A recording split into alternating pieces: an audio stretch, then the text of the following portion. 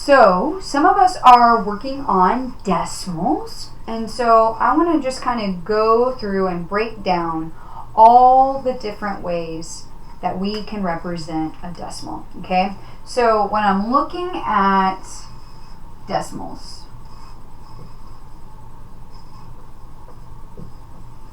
I have some different parts, okay? So I have officially added a decimal point, which means everything on the left side is greater, is equal to, or greater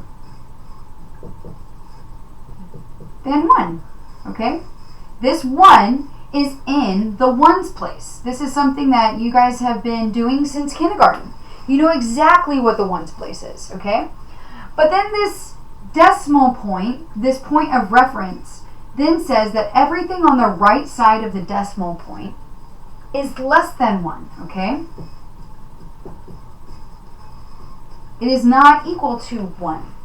And so what that means is it's a fraction. You guys have been doing fractions since 3rd grade and parts of numbers, okay?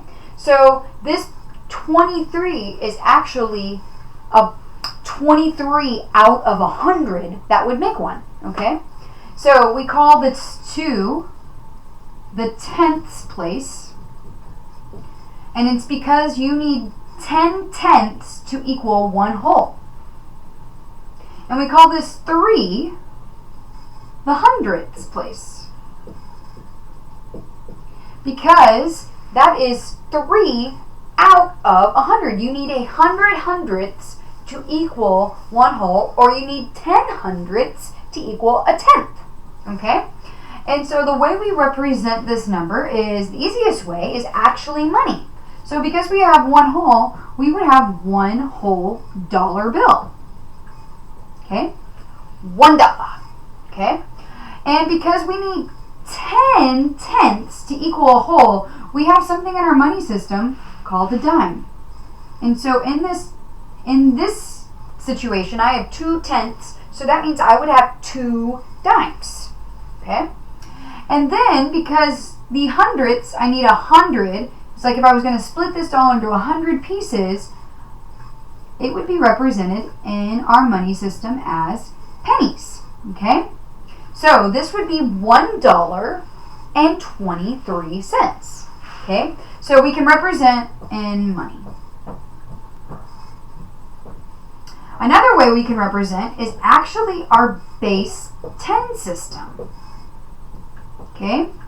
And so we've been using base 10, and normally what we would see is we would see hundredths, tens, and ones, right? Well, in the decimal place value, we switch things around, okay? And all of a sudden, that 100 block, that 100 brick, because this can be broken up into 100 little pieces, this is officially 1. So I have 1 whole.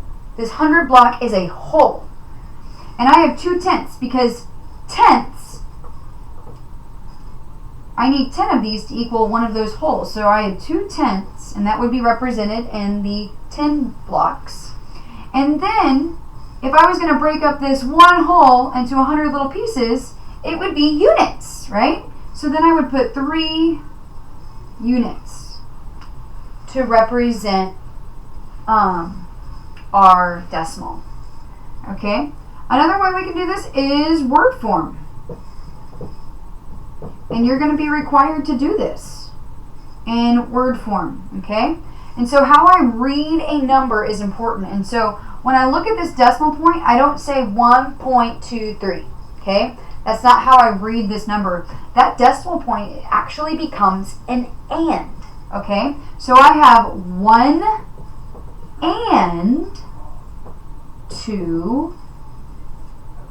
Oh, nope, I'm sorry. I messed up because I'm a teacher, and that's what we do. We mess up. I'm just going to read this number as usual, okay? So 1 and 23.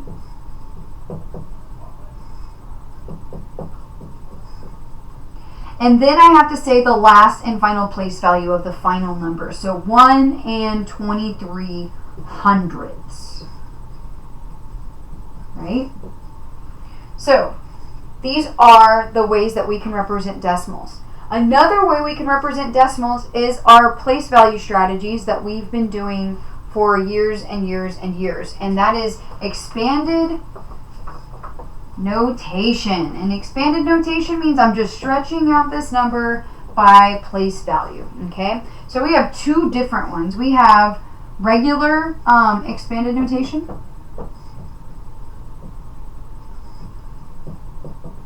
And what that looks like is that 1 is in the ones place, so 1 times 1, okay? And then 2 is in the tenths place, so it's 2 times 1/10. So I'd put a 0 and 1/10. And then I would do 3 times, and that 3 is in the hundredths place, so I would put 0 and 1/100th. You got to make that 0. Now, here's a cool thing. Here's a trick, okay? For the tenths, you're basically writing 10 backwards, and you're putting a decimal point there. And for hundredths, you're writing 100 backwards, and you're putting the decimal point there, okay? So, just be careful when you're doing expanded notation, okay? But this isn't the only way, because I just told you that decimals are also fractions, right? So I can do expanded notation